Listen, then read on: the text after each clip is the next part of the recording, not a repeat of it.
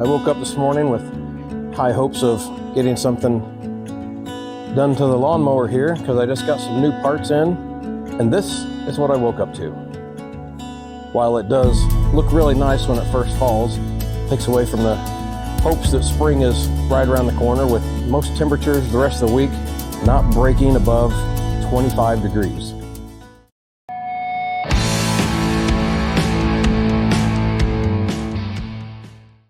But regardless, I still have stuff I want to get done. I did get new parts come in. I'm pretty excited. First, let me show you what the problem is. So something just doesn't look right. Probably shouldn't be able to do this. But that all stems from that tire. And from that tire. Both of them leak a tremendous amount of air. The one on the back, I don't know, left, goes flat pretty quickly. I tried to plug it. I'll show you that in a minute. Obviously did not work. So I reached out to my buddies at Horseshoe Tire. And when I say I reached out to my buddies there, that means I went on to Amazon and found what I thought was probably the best tire for the best price. I think I got them on sale for $130. But I got two brand new tires in here that are going to replace the two that have been on the mower since I bought it in 2015.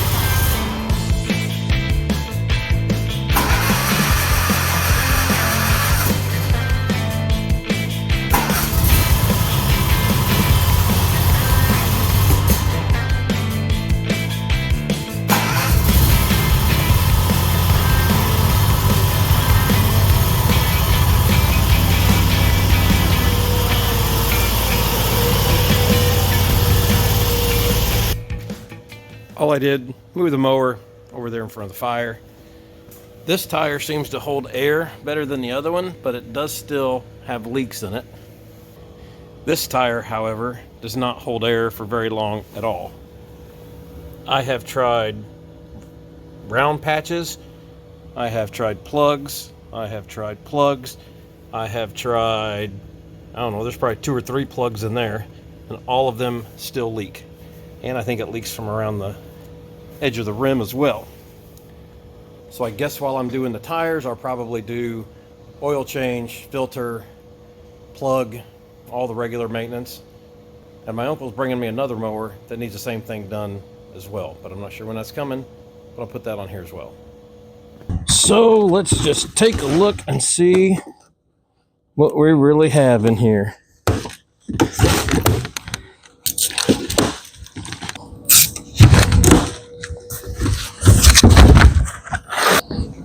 Yeah, let's just open this up.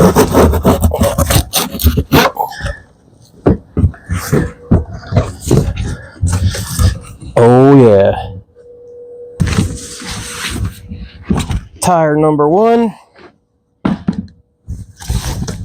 Tire number 2. As I said before, these do come from Horseshoe. I did get them off Amazon, but they come very highly reviewed. And these, I don't know if it says it on it, are 6-ply tires, where the ones that come on it are only 2 or 4. And every one of these marks is where I've ran up against something and destroyed the tire. They still got lots of tread left on them, but they won't hold air. And there's a pretty good gouge there. I can actually feel air coming out of that one. So I think I'm going to take those, set them inside the house, let them come up to temperature because they've been outside on the back porch for 2 days. And I will work on getting the mower jacked up and getting those rear tires off. And then we will attempt to get those put on those by ourselves. And they do have other sizes. These are 22 by 11 by 10s. Not for highway service. But they look exactly like my old ones. But they do have, that's a pretty thick sidewall. Oh.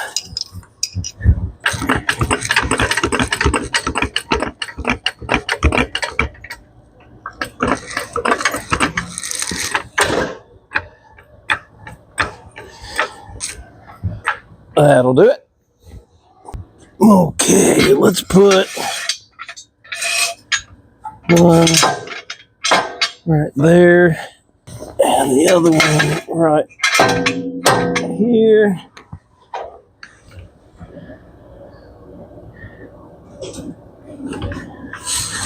Perfect. I do have this little bitty, I don't even know if you can see it, valve stem tool that I always lose, but somehow I just happened to find it today. So we're just going to take this valve stem out.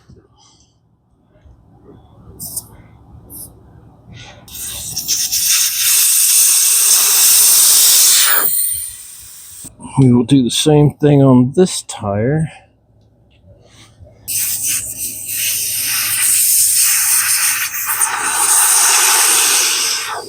And that should have, yep, let all the air out of that tire.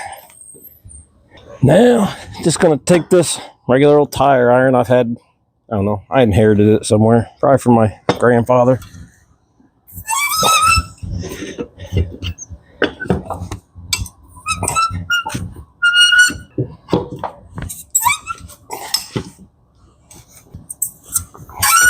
I've never had these wheels off here in 10 years.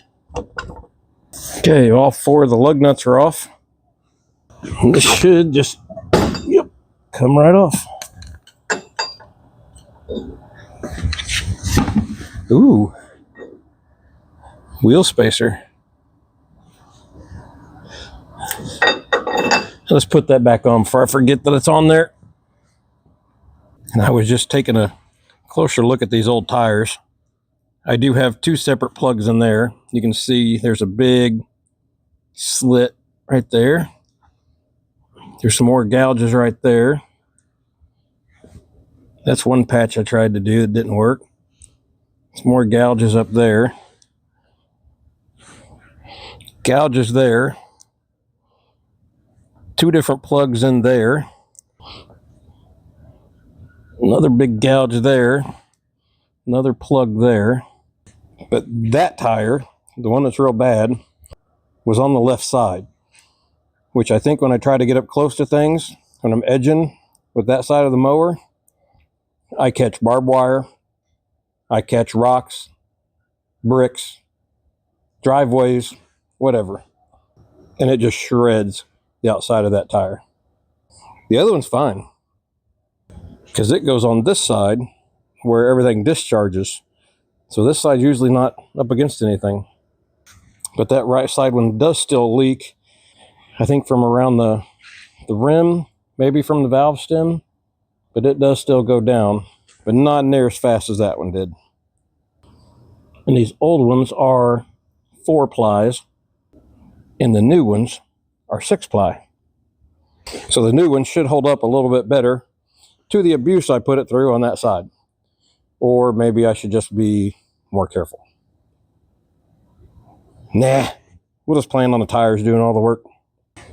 So now the problem is going to be trying to break those beads. Maybe I use a tractor bucket, because it sure isn't going to break with my little ass on it.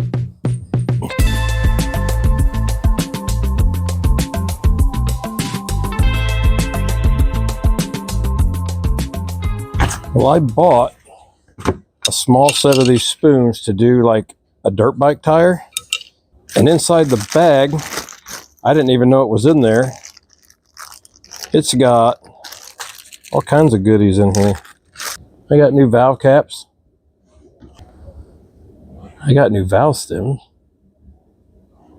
And lo and behold, it even comes with one of the tools that I just swore I could never find. Had one the whole time and didn't even know it.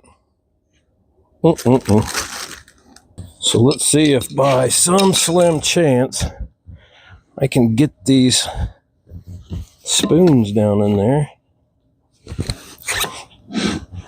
and break that seal.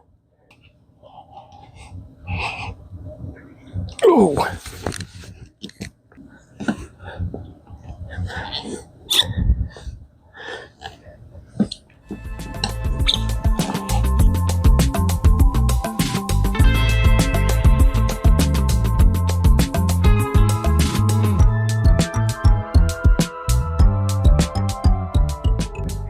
I've seen this situation play out before. There's only one or two things that's going to happen. One, I'm going to get in the tractor and try to break this bead, and I'm going to end up tearing up the rim, or I'm going to tear up the tractor, or I'm going to break something else that's going to cost me $2,000 to fix. Or two, I'm going to hurt myself. Been down that road. Don't really need another back injury. Don't really need another broken foot. Don't really need more stitches. So I just seen this exact same scenario playing out on a buddy of mine's channel, Built Should Have Bought Garage. And I'm going to follow his lead, and I'm going to show you how easy it is to get these tires changed, because he's way smarter than I am.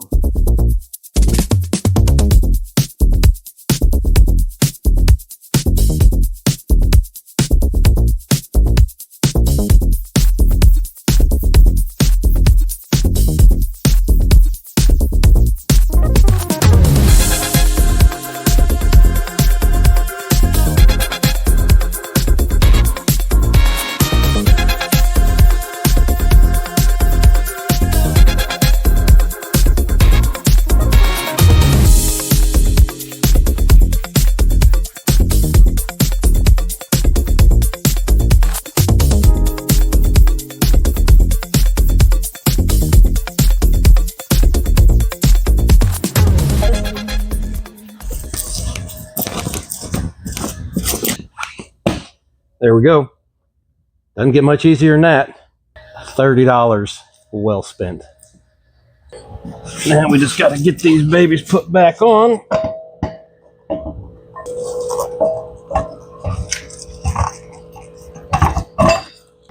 Couple of lug nuts. And before I get this side put back on, I'm going to go ahead and do an oil change, because the drain plug is way down in there. Get a better view of the drain plug from down here, but it's right there. And it's going to drain right down there. So I'm going to put my oil pan down there. Try not to make a very big mess. And I did go back to Amazon. I got me a couple of quarts of oil, air filter, oil filter, spark plugs, and there's a fuel filter inside there. That looks like the perfect size. There's no real good way to get in there and show this. I'm just going to loosen that bolt.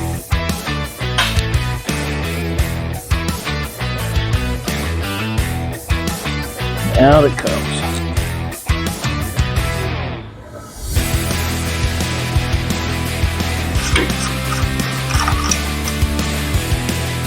While the oil's draining, I got one plug on this side, and I got one plug on this side. I'll get both of those out and get them changed real quick.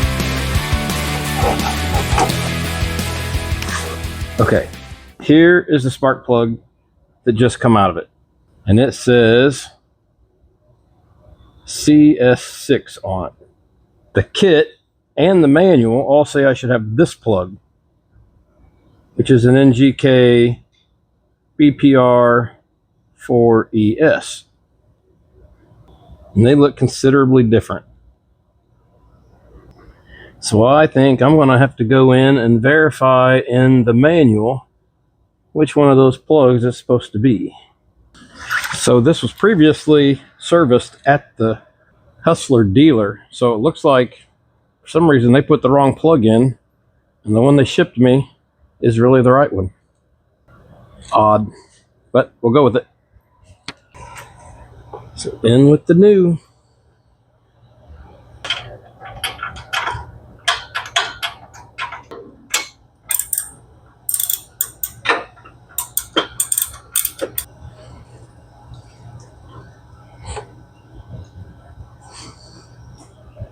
Now we're going to move on to the air cleaner.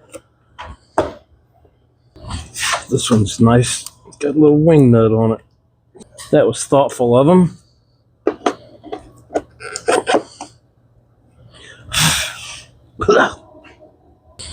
I did verify all the numbers on the back. It is a OEM fit.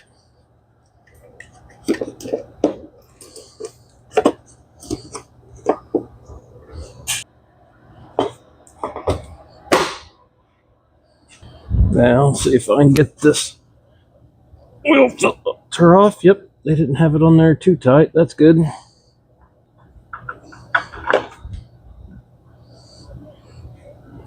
Not too big of a mess. Just gonna throw a little bit of oil on that O-ring. Back on it goes. Reinstall our drain plug, which is plastic.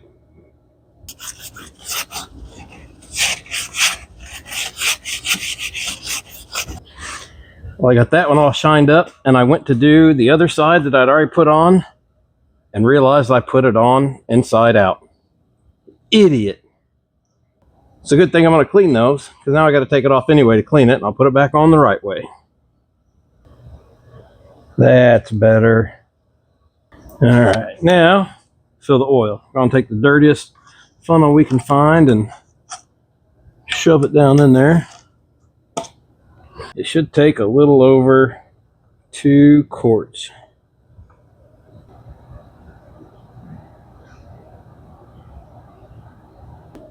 Okay. Put this dipstick back down in. We've got one more thing to do before we fire it up and let that oil circulate. And that would be the fuel filter, which is right there.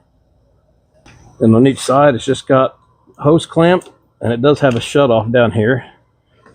So I'll shut it off. Take those hose clamps off. Be good.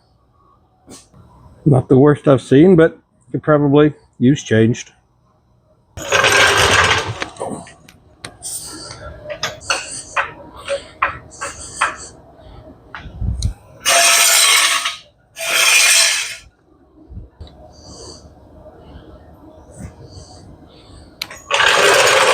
All right, now we're just going to start it up, let the oil circulate, then we'll check the oil again.